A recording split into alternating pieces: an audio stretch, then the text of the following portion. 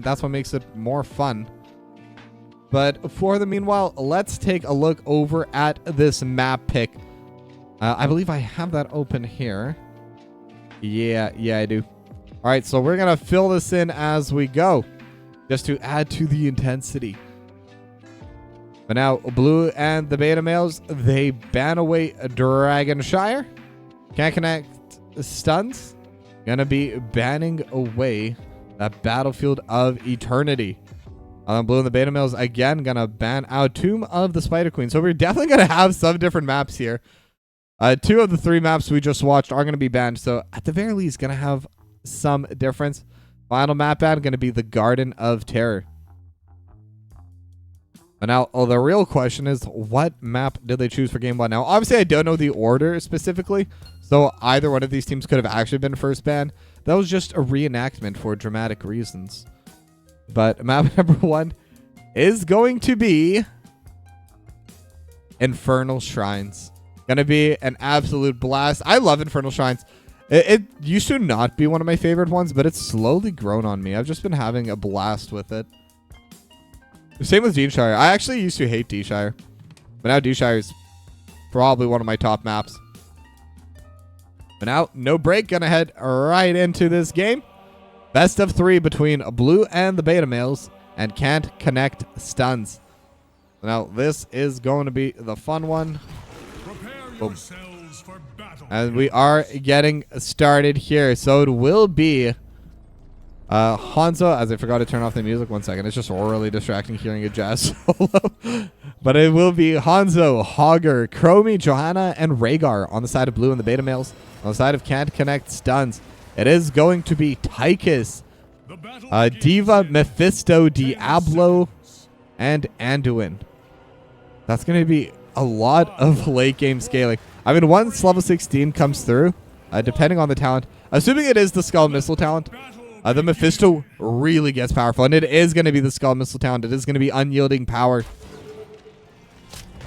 And now both teams going to be grouping up towards this mid lane. Mockery going to be trying to get some poke out. And again, it is going to be the auto attack build, so maybe I missed something here. Swap sides? Is this opposite side? I'll be honest, I do not know the thing. Okay, give me 1 moment. Boom. I believe that's correct. Yeah. I don't know. I always get confused when they do that. Or is the swap here? There's the swap. All right. But now we're going through with the team fight. And now Shredded Wind going to be the first to go down immediately. But yeah, sorry. I don't actually know who's on which team. If the teams go on the wrong sides, especially during replays, it's hard for me to keep up sometimes. So I appreciate that. Is this correct now, Kella? But either way, right now, blue and the beta males, they're going to continue with their push. I guess that makes sense. Eternal Blue is probably blue and the beta males. That would make logical sense. But now, they got first blood for themselves, and now they're going to be going over to that siege camp. And they will be able to clear this out pretty quickly here. And it doesn't look like can't connect stuns. They don't want to contest onto it. They will take out their own. So it will be just the trade of siege camps. The one in the bot lane is still available for both teams as Linehouse. Going to take a little bit of poke damage, and I'm still a little bit surprised to see 2 redemptions in a row. Like, did I miss something? Did Hanzo get buffed for the auto build? Because I have not really seen that for a while. But now Canny might be getting jumped on, but will be able to jump away. Already 6 stacks on unyielding power, by the way. That's pretty good for a minute and a half in. Obviously, you do get a decent amount just on that first play, on that first mid lane trade, as we'll be able to get another stack there. But that is going to be the siege, the siege camp going down in favor of Can't Connect stuns. Now Slickrub going to get stunned into the wall, but with the Iron Skin, will be able to just back away. And Skull Missile again getting 2 more stacks. Once that 40 stack hits, this hero really becomes online. And now Slickrub taking a lot of damage on the Lightning Nova as well over top, but Shredded Wind going to come out in time. But unfortunately, Eternally Blue also going to be one of them quarterbacks, going to be able to land the grenade in time. And that's going to be a 2nd kill going over to blue and the beta males. As now Linehouse trading with Shredded Wind. But again, Linehouse just more worried about getting these pushes going. And we'll be able to clear everything away pretty quickly. But now the Maineski going to get started on the Bruiser Camp. Mockery and Shredded Wind going to be joining them for that speed as we get to see Hog Wild. I maintain this is my single favorite ability in the game. I need to stop saying that because I say it every single time I see it, but it just looks so fun. I need to get Hogger. I don't even own Hogger on my account. I think that'll be the next hero I unlock. But now the Punisher Shrine has spawned, so both teams are going to start contesting onto it. Canny with the Lightning Novas, going to be able to deal a decent bit of damage. Now stun onto the Maineski, and now the Condemned lands onto 2. Linehouse starting to get a little bit low.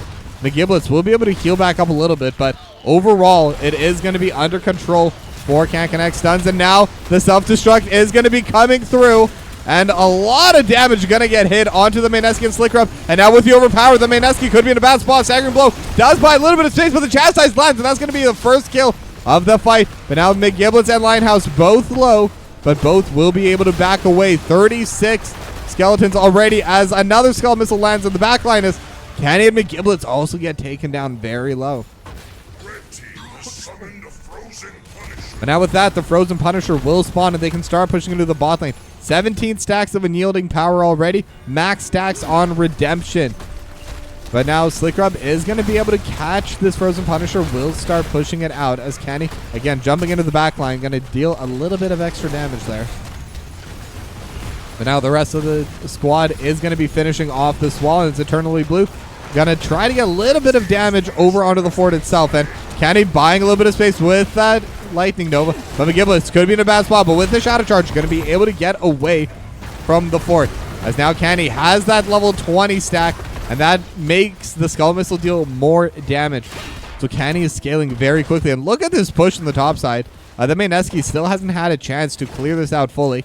So a good chunk of damage onto this wall as well. But again, Hog Wild, good ability, and with the Dynamite, we'll be able to finish clearing it away. But now Linehouse and McGiblets and Blue and the Beta Males, they're ready to contest onto the Siege Camp. They've already taken their own, and now they found the stun. I don't know how that worked, but Mokri gonna get stunned up, but no follow-up as well. Slowing Sands will be there, as McGiblets will get pulled back with a Leap of Faith, and now Candy just dealing damage, looking for Mokri, and will be able to get it with the help of the Impaler. That's going to be the 4th kill going the way of Blue and the Beta Males. 4-0 so far on the kill score. And Canny already at 33 stacks. 7 more. We'll have that second charge in. I mean, whenever you're fighting in one of these locations, this choke point is so good for Mephistos, especially when building that Skull Missile build. So easy to just get them lined up, get multiple hits, and obviously with that trait, going to be able to just continuously cycle through spells. As now Eric taking so much damage as well. Another Skull Missile came out just as the Shades of Mephisto brought Canny back. Now Mokri is here, going to try helping zone this away as Canny still dealing damage over into the backline as the Mephistos will do. And now the push is still coming out. They're not going to be able to take this fourth, but they will be able to get at least a little bit more damage done to it as Eternally Blue going to get hit with the backline. But the Durance of Hate not going to be able to finish anyone off, but Mokri and Eric going to get taken down decently low for it. Shredded Wind trying to keep everyone alive with the Chain of Healing, but it's starting to get a little bit low on mana. Even with the well, we'll still be below half once that's all done. The Linehouse going to finish off the wall in the top lane. And interestingly, it will be Micro Missile, so we're not going to have Bunny Hop coming out from this Diva. So less of an engage and more of a split pusher. And I think with the style that Blue and the Beta Males have been playing this game, I think it makes a lot of sense. It increases the push potential overall, how fast the soak is going to be there. And right now, Linehouse is playing more as a split pusher rather than a team fighting front line. Now Candy looking for the backline, going to catch a Skull Missile onto Eric. Already at 37 stacks. Now, 11 stacks of Redemption, so just one more stack. And we'll be able to get it now. Mokri now has that 50% attack speed. So that's really going to be super beneficial coming out of Mokri. With the auto attack build, you really need that quest done ASAP. Because, I mean, it's literally a 50% increase on what you decide is going to be your main build. But with that, they're going to be able to take their Bruiser Camp on the left side. They're pinging the one on the right side, but right now they're just going to get started on the Skeletons over on this Arcane Shrine for the Arcane Punisher. But now, no talent advantage, but level 12 is going to be there. Dragon Arrow lands, but only on a McGiblets. And now the self-destruct is there. not going to land onto anyone. Just going to be used as a zoning tool. So Lionhouse doesn't have that anymore. Durance lands onto the backline, and they found the healer. Shredded Wind going to take a lot of damage. And now Slicker with the shockwave coming out of the Maineski. And McGiblins could be in a bad spot. Will get finished off, but the Maineski is going to be traded back, as now Kenny still just trying to trade. Has max stacks now, so has that double charge. And they will be able to get the Arcane Punisher, but Slick Rub still looking for it. They're looking for Lionhouse. Will get it to Baby Diva, but Shredded Wins the one that gets finished off. Lionhouse will get traded as well. So both sides just trading evenly for most of these fights. Mockery going to jump over the wall, but McGiblets is there. Will be able to get the charge. And with the Lightning Breath, do they have enough damage? And with Kal-El there, just needs a little bit more. And the Divine Star will land. Skull Missile 1 and Skull Missile 2. Kenny still playing forward, looking for Eric. But now the Stasis is there. Overpower is there. Same with the Chastise. And Kenny, again, not even actually needed for those final hits, but Blue and the Beta Males, they're really taking control of this game. The Arcane Punisher already pushing in the mid lane. They will be able to finish off this mid lane fort. And again, just so much down from Kenny. And this will only get worse once that level 16 comes online. I'm super excited to see the damage stats at the end of the game. And I mean, the rest of Blue and the Beta Males is playing great, but Kenny especially is just doing so much damage, landing basically every single one of these skull missiles. But I mean, I don't even know. This has been a blast to watch. I love seeing a good Mephisto player. But now Lionhouse is going to get started on the siege camp, the one in the bot lane. Blue and the Beta Males will be able to clear this away pretty quickly. They had the Lightning Nova as well as McGiblets looking on a Mockery. And now the Ancestor Healing will be there, but that is going to be used already. And now the Durance lands onto the backline. And again, Kenny just looking for damage, and Shredded Wind will get popped. And Kenny just constantly finding that Durance onto the main healer. And with the help of Eternal Blue, they will be able to take down the Chromie as well. And now they're going to have their push in the bot lane. They still have Odin for a little while longer, and actually goes down just as they arrive onto the push. But Kenny looking for Mockery and will be able to get that kill. And now they're going to push the rest of this bottom lane in. They have the wall. They're looking for the cannon tower, and they will be able to finish it off. And now the rest of the push will be coming through. They still have the Impaler camp. They still have the numbers advantage. But I'm not sure how much more they can accomplish here. They will be able to get a bit of poke, but I mean, that was a massive push coming through as the Durance almost lands onto Eric. And level 16 is there. Lightning Reaction. That's the talent that really puts the Mephisto online. And yeah, that was a Mephisto not fully online yet, but obviously when you're this far ahead and when you're able to dictate the angles, the Mephisto's always going to be strong, but the ease of execution has just gone up. It's so much easier to land the abilities. The overall burst is going to be higher. So Kenny in a really good spot there. But now can't connect stuns. They will be shoving away this mid lane. We'll be able to clear away the Impalers. And now Lionhouse just trying to get this top side. And starting to get a little bit low. The Maineski dealing quite a bit of damage as they found Shredded in the meanwhile. I managed to catch the tail end of that. But that is going to be a big pick-off for Blue and the Beta Males. And now they have control of this top side. Will be able to take down the structure. As now Kal-El needs to heal up Lionhouse a little bit. But Lionhouse is saying, nah, I'm just going to back away. But with the Divine Star coming through, a couple flash heals as well. But now the Durance looking as well. Now the Odin has been popped by Eternal Blue. They're looking for this play. And the Skull Missiles not going to be landing this time. But the Micro Missiles are landing onto the Maineski. And Eternal Blue just going to be able to clear away these walls. And just one more cannon tower left is pretty low. Kenny dealing a lot of damage as well. But the question is if they can keep pushing forward, because right now they might not have the pressure they need. They do have the extra talent.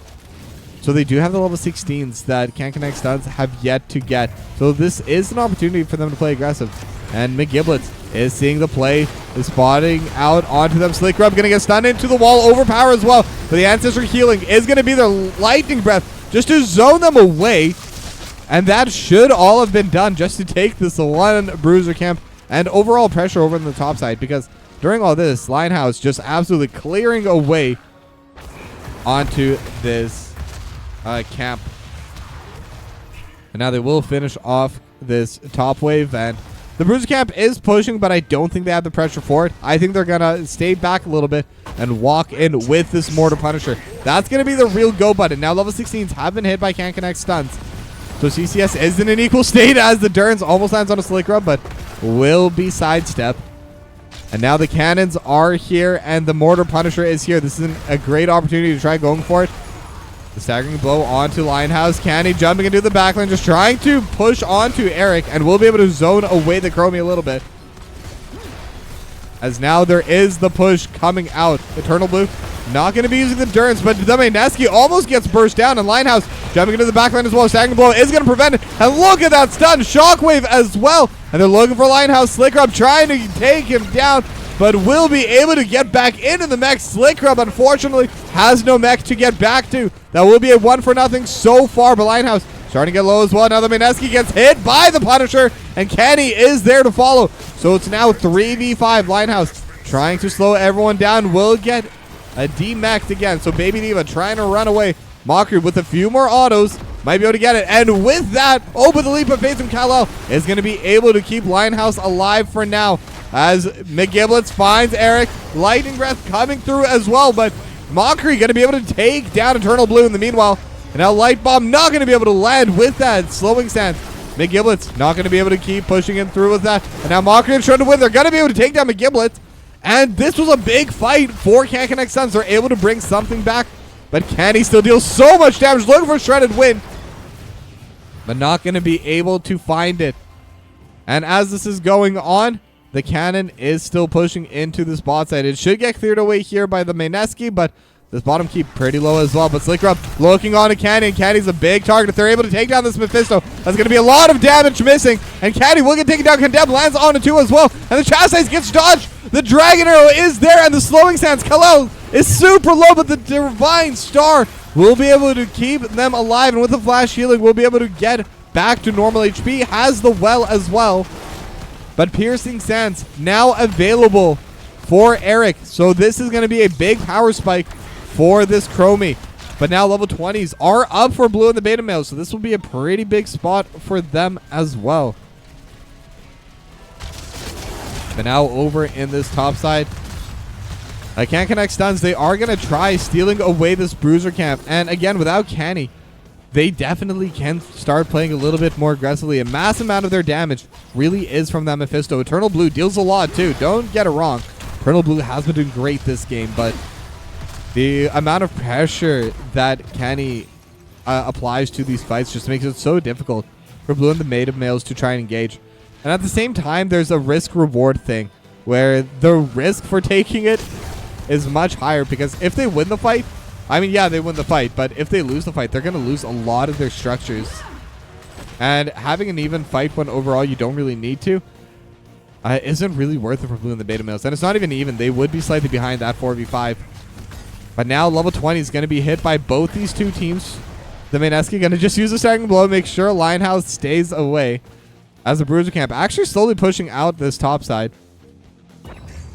But the full wave's not going to be able to be there for a while, and it is still a very, very healthy structure there.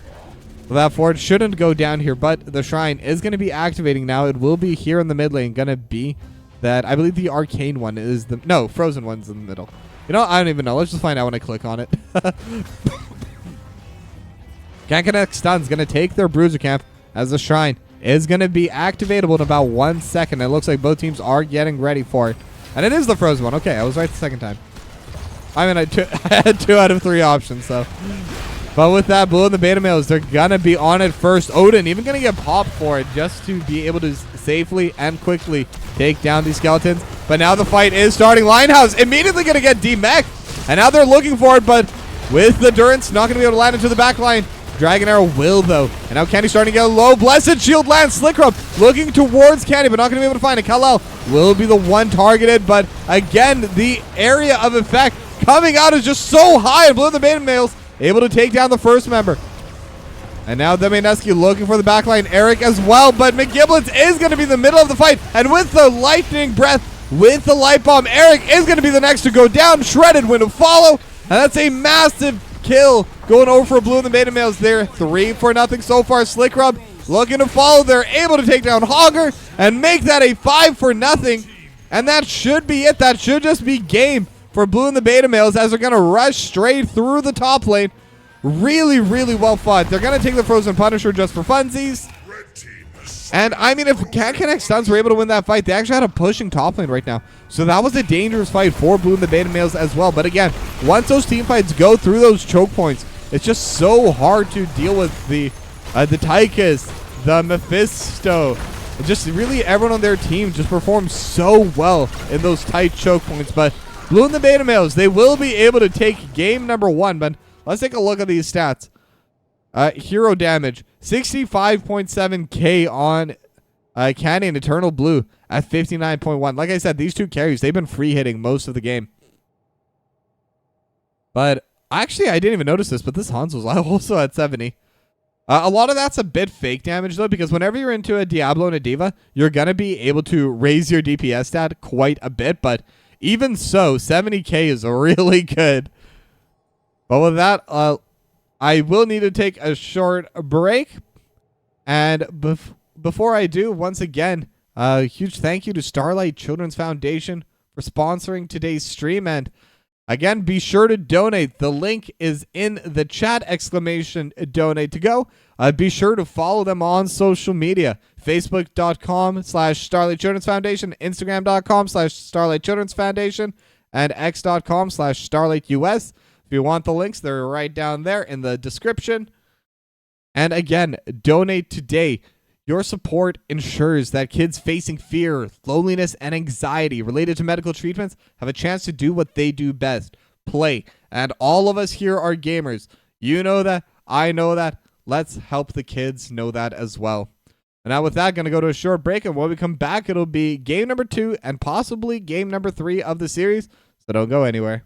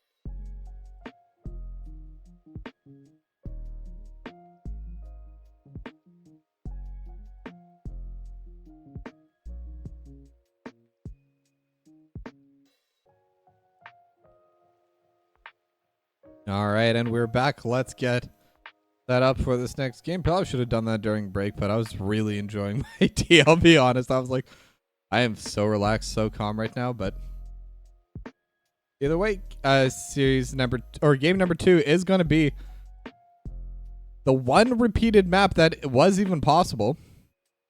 We are going to be going over to Towers of Doom. Now, I mean, I don't really need to talk about the map too much. We already know it. We've even seen it tonight. But this has always been one of my favorite maps. Give me a moment. I'm trying to get that up here. There we go. And a very interesting draft that I'm seeing already from Blue and the Beta Males. It's going to be Vala, Garage, Vikings, Anduin, and Zarya coming out of Blue and the Beta Males. So, I mean, Vikings are super broken on this map. This is easily their best map in the game. And they scale super well into the late game. Now, pretty standard picks from Kankanek Stuns. Hanzo, Junkrat, the Muradin, Sonya, and the Brightwing. So, very standard draft from Kankanek Stuns. On Blue and the Beta Males, they have a more fun draft, in my opinion. Now, they are going to be playing over through this mid lane right now, but I mean, Kankanek Stuns, I think they need to try and win this game early because the Vikings scale super well. It's so difficult to play into them once that level 16, once that level 20 comes through. Slick Rub going to get thrown into the backline. McGiblets will be able to use the Groundbreaker to buy a little bit of time. As again, I forgot to turn off the Jazz.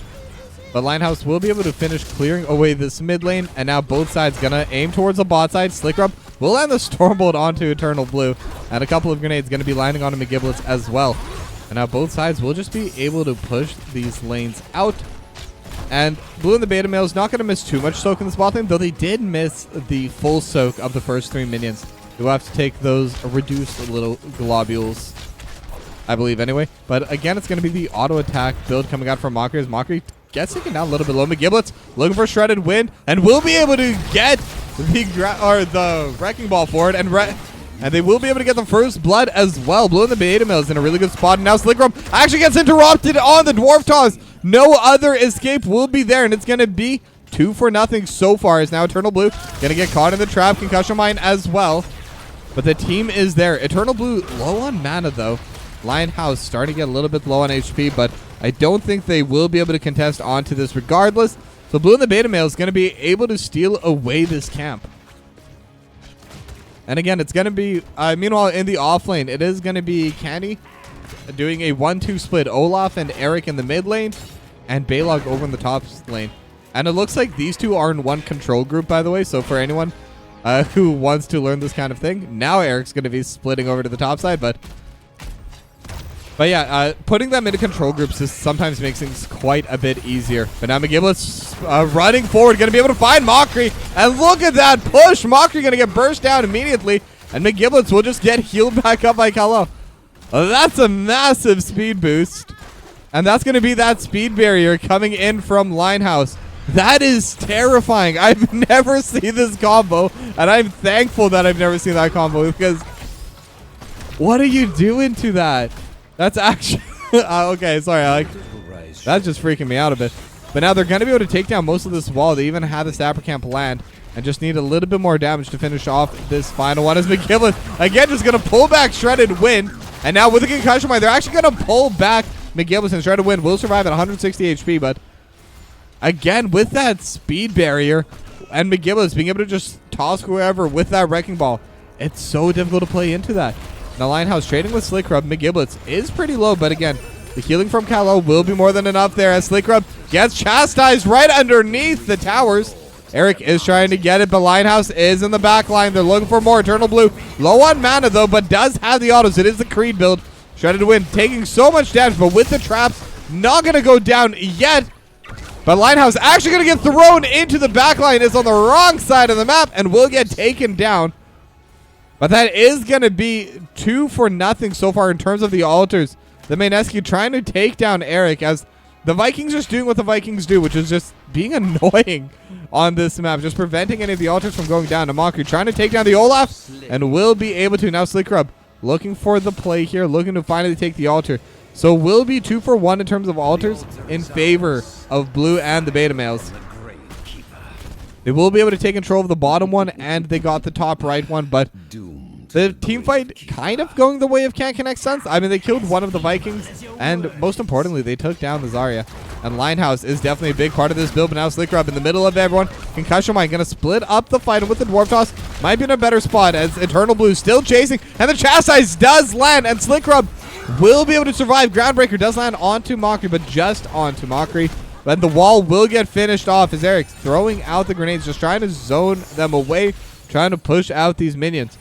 And now the camps have respawned as the Mineski just pushing it to the mid lane. And it is the Seismic Slam build, by the way, which is pretty good into the Vikings because you can just kind of DPS straight through Olaf and just hit all of the 3 Vikings in one big clump. It doesn't matter too much in every situation, but overall it's really good for front-to-back team fights. And especially double soaking. But now, the next altar will be spawning down here in this bottom lane. McGiblets, they're taking control of this brush for Blue and the Beta Males. Now the team fight is coming through as well. Eternal Blue gonna try to zone them away. Linehouse could be walking up a little bit too far forward as both sides just trying to clear the Sapper camps. Now they have the Polymorph, the trap. Gonna get procced by McGiblets, but nothing gonna come from it as Slickrub taking a lot of damage. And now they managed to find Eric. And again, that speed barrier is just so difficult to deal with. What even is the cooldown on it? That's not even that long. It's Lighthouse can use it again, but not gonna throw it out quite yet. But oh, that's so difficult to deal with. Like, I'm just staring at this and like I don't even know what I would do in my solo queue games if I saw that. But right now, Kenny going to be taking both of these altars. The Mineski going to try preventing Eric from taking the left one at the very least. But Eric just going to be doing Eric things. We'll be able to dodge out the Ancient Spear. But the other Eric is going to be able to take it for now. As Kenny's Eric is just going to book it out of there and go back to safety. Trying to be annoying, but will still be 4 damage going both ways. So it's 28 to 32 now. As now they're able to find the stun and the Chastise and the Rain of Vengeance on a Slickrub. It will be pushed back. And now the Light Bomb is there. They're going to be able to take down the Muradin. But it is just going to be the 1-for-0. Level 10 advantage was there to start for Blue and the Beta Males. But now the Sapper Camp was it finished? No, not yet. JK. I thought that's where Eric was, but Eric was probably doing something over in the mid lane. But now the push is coming through. They're going to be able to clear away the minions. So they got the pick on the side of Blue and the Beta Males, but they're not going to be able to get any lane pressure from it. In fact, with Eternal Blue's mana pool, they have to reset. As Kenny, again, just being such a pain on the Eric. And the Mineski did take the leap. So these team fights are going to be pretty strong for Can't Connect Stunts. They did need an ability like that to be able to play aggro. Slickrub looking for McGiblets. Not going to be using the Stormbolt yet. But Redemption Talent has been completed. Creed of the Hunter already at 99 stacks. 0 death still, by the way. So still has that full 25% as Canny. Going to get taken down to 100 HP. But with the regen, will be able to get right back into the game. Now McGiblets is going to find Slickrub. And Slickrub could be the target. Rain of Vengeance as well. And now the Phase Shift and the Avatar Pop. And Light Bomb is going to land on a Shredded Wing. But Riptire getting zoned away by the Zarya. But now they're still looking onto the back line. McGiblets trying to find a target for the Wrecking Ball. And we'll just be able to find Slickrub instead. No need to aim for the back line when you can just take down the front line. And with that, they will be able to steal away the siege camp as well. And now this will be a good opportunity for them to push. The altar also spawning in 5 seconds. And there's just not much Can't Connect Stunts can do about it. This should be going down. Linehouse will be able to take it. As Eternal Blue going to tank up a few shots. But overall, they're looking to finish this off right now, and they should be able to do it. McGiblets just buying so much space for Blue and the Beta Males. So that's going to be 4 more damage, and the altar going the way of Can't Connect Stuns. So it is going to be 24 to 32 now. But now Kenny is losing a little bit over on this top side. Most of the wall is gone, as Eric is getting jumped on by this Olaf-Eric combo from Kenny. And now Mockery is here as well. Might be able to take down the Olaf, but again with that invulnerability, not going to be able to as McGiblets is here. Slickrub going to get hit into the backline. Chastise combo as well. Rain of Vengeance with the Light Bomb as well. And the Dragon Arrow actually going to prevent that speed boost from coming through. But, I mean, it's such a low cooldown. That speed barrier talent is actually wrecking house here. Though they've been starting to win fights even without it at this point. They are full level up, and they do have this bottom bell tower in their favor. So I think that does make things a little bit easier for them. As Demaneski still trading with the Baylog Canny up in the top. But these Sapper Camps, one of them will go through, but the other two still trying to get stowed away. And actually with the... I've never seen that combo. That's actually really smart. But now Slikrub once again just going to get hit into the backline. Riptire will be there first, though. Will split off the backline. As Mockery just trying to auto on whoever is around. And it is going to be Eric for now. And it is McGiblets. Kind of stuck, but again with that shield. And now Shredded Wind is going to be the second to follow. It's going to be a 2-for-0 for Blue and the Beta Males. Linehouse taking quite a bit of damage, but Eternal Blue just going to walk forward, looking for Mockery. Going to be able to get it. And Eric is the final survivor from this bot lane. It's a 3-for-0.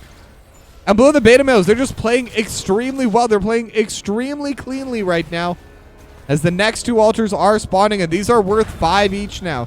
This will be 10 damage, assuming they're able to get it, and I don't see any reason why they wouldn't be able to. Lionhouse and Candy both going to be trying to grab those. Eric trying to look for some time to buy, but again, it's just too dangerous. McGiblets is going to be standing in that brush, making sure they can't walk forward. So it's now 32-12. Can't connect stuns. They're definitely going to be in a bad spot now. Manicore also available for Eternally Blue. 143 stacks. About to hit that 150. And now they're looking for this team fight now. They have the speed barrier. Mockery might be the target, and they will be able to get the stun on it too. And now the Soothing Mist will be there, but Mockery will get stunned up by the second time with the Light Bomb. And Slikrub in the middle of everyone with the Groundbreaker. And now the phase shift is coming through. Slikrub will be alive for now. Riptire gonna land, but Eternally Blue not gonna get tossed into that danger area. But now they are pushing it with this camp. Eternal Blue actually vaults in, but will be fine. And with the stun from the Olaf, they're gonna get 2 more damage. But at the very least, they're finally gonna be able to take down Eric over in this mid lane. Now Candy will use play again and will bring the Vikings back to life over in this top side. As Eric, bit by bit, trying to poke down at this bell tower. It's almost gone. So they will be able to at least get that back in their hands. But it's going to be 3 altars spawning next time around. This could be an opportunity for Blue and the Beta Males to just end the game outright. Now the Giblets gets hit by the stun. The Polymorph as well. Concussion Mine not going to be able to find anyone yet. But they are going to be able to find Eric. And Eric will go down. Not going to be able to use the Concussion Mine either. So it's going to be a 1-for-0. As Blue and the Beta Males almost found the garage for McGiblets. But it's so hard to DPS down onto this tank. Especially when Kal-El is nearby. That armor just has so much value as the speed break going to get used. But so is the Polymorph. And the Dragon Arrow not going to land. That definitely would have been the kill. But it was close. Linehouse gets thrown in into the fray. And now Slikrub gets thrown in with the Wrecking Ball. And the Light Bomb as well. And with the Mana Cord. So much damage from Eternal Blue. Shredded Wind is still alive. But actually they will be able to get one traded back. But I think that's it. That's game. That's going to be Blue and the Beta Males finishing off this second series very cleanly, I might add. I mean, 12-minute game on towers. That's not something you see often, but I mean, when you have the Vikings, they're just able to provide pressure in this bot lane, just fighting onto everyone. And Demaneski can deal with one of them, but the other two are just going to have a free time doing whatever they want. And this big team fight in the bot lane, they had to fight it because otherwise they're going to get hit by those Sapper Camps. And if those Sapper Camps go through, then they only need one of these 3. And it's just such a logistics conundrum that frankly isn't solvable without just quickly and outright winning this team fight. But they were down 2 levels. They're fighting into the bell tower. I mean, just so difficult to deal with it. You had to speedrun it. Raid was starting to want to miss prog. Yeah, I feel that. I mean, I'm not even sure what to say. Like, I've never seen that combo before. And that probably just shows how new I am over in the scene. But that was a ton of fun to watch. Like, genuinely thank you for running that. And it is going to be fun because I will be casting Blue and the Beta Males tomorrow night against Potential Scrim Thursday. Now, Potential Scrim Thursday is a pretty solid team. They are very, very scary in a lot of these team fight situations. So going to be fun to see how Blue and the Beta Males is going to be able to match up with that. Everyone's toxic, and you wish Linehouse died on that throw. I mean, I feel like at that, my idea when I saw that play is you already knew you were winning, so you were just having fun there. Because I mean, like, again, how are they going to deal with Kenny? Kenny is on all 3 lanes. But with that, let me get the music back on. It's just a little bit too quiet here. But that will be it for the 2 series that I am casting. And once again, huge thank you to Starlight Children's Foundation for sponsoring today's stream. If you haven't already, check them out at starlight.org. Find out what it is they do. And what it is they do is they are a children's charity. And genuinely look this up because this is really cool. Like, they give a lot of pretty standard children's charity stuff, I mean, which is all fantastic. But they give the gowns, they give toys, but the coolest thing they do is they have these game stations they create that they bring out to children. It's gonna have those Nintendo game stations on them, multiple games they can play alone, they can play with their friends, and I mean, let's face it, being in the hospital is never fun. I've been there before. I'm sure many of you either have been yourselves or seen others, but children especially should not have to, but they do. So the least we can do is try and bring as much hope to them as possible. So join us in delivering happiness to hospitalized kids through the healing power of play. And when you play, kids win. So exclamation donate in the chat. I'm actually going to toss that in for y'all. So be sure to donate today.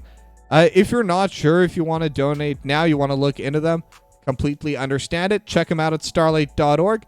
And check them out on social media as well. Facebook.com/Starlight Children's Foundation, X.com/StarlightUS, or Instagram.com/Starlight Children's Foundation. All the links are down below in the video description and the stream description. So check them out on your favorite social media. And with that, that will be it for today. And like I said, I will be casting again tomorrow. It will be Blue and the Beta Males versus Potential Scrim Thursday. I believe that's the game tomorrow anyway. Yes, it is. So 6 p.m. Pacific, 9 p.m. Eastern. Definitely check that out. It's going to be a very solid series. I mean, you already saw Blue and the Beta Males going to be able to play today. And let me tell you, Potential Scrim Thursday, probably the most aggressive team in all of NGS across every single division. So that's definitely not a match you want to miss. But with that, thanks all for watching. And you all have a good night. I'll see you all tomorrow.